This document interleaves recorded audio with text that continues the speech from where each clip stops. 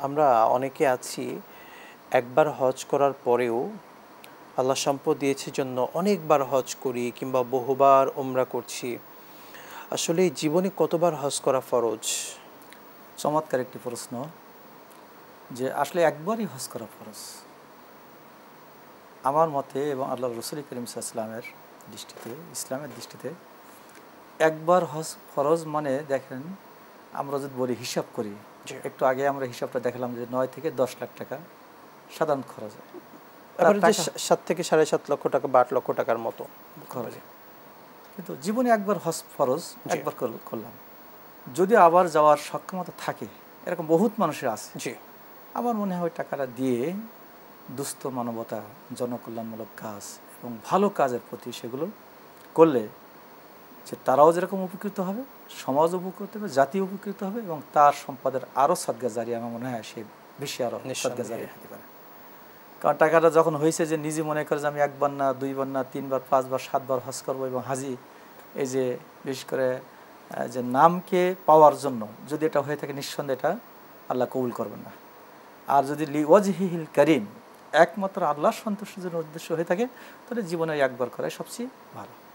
উমরার ক্ষেত্রে এরকম দেখা যায় যে বারবার উমরায় যাচ্ছে, টাকা আছে, পয়সা আছে, আমি সেটাই বলবো যে উমরাও ঠিক, হজের সাথে যদি হজ তো 3 প্রকার আমরা জানি, হজে ইফরাদ, হজে তামাত্তু, হজে কেরান।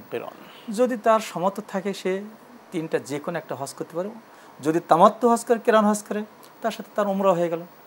এই ছাড়া বাদ বাকি উমরায় যাওয়া বা উমরাত করা, আবার এখন আর একটি নতুন সমাজের মধ্যে প্রচলন আসছে, আমাদের কাছে বেড়ায় প্রশ্ন আছে, ফতোয়া আসে, সেটা হলো এই যে মূল হজে যেতে চায় না অনেকেই, সে যাওয়ার জন্য পাগল হচ্ছে উমরাই।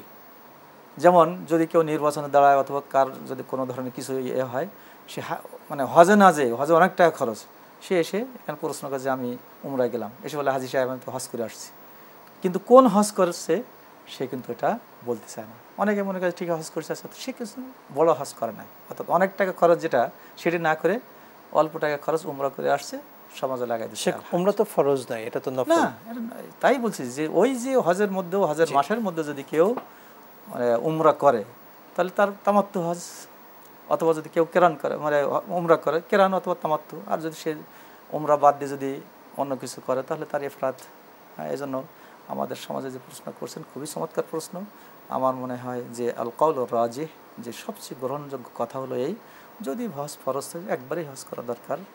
আর যদি তারপরে যদি অতিরিক্ত কিছু তানাফুলান যেটা বলেছে তাতাওয়ান, সেগুলো দুস্থ মানবতা, সমাজের এবং জনকল্যাণমূলক কাজে ব্যবহার করা সবচেয়ে সেরা, এবং এটা হচ্ছে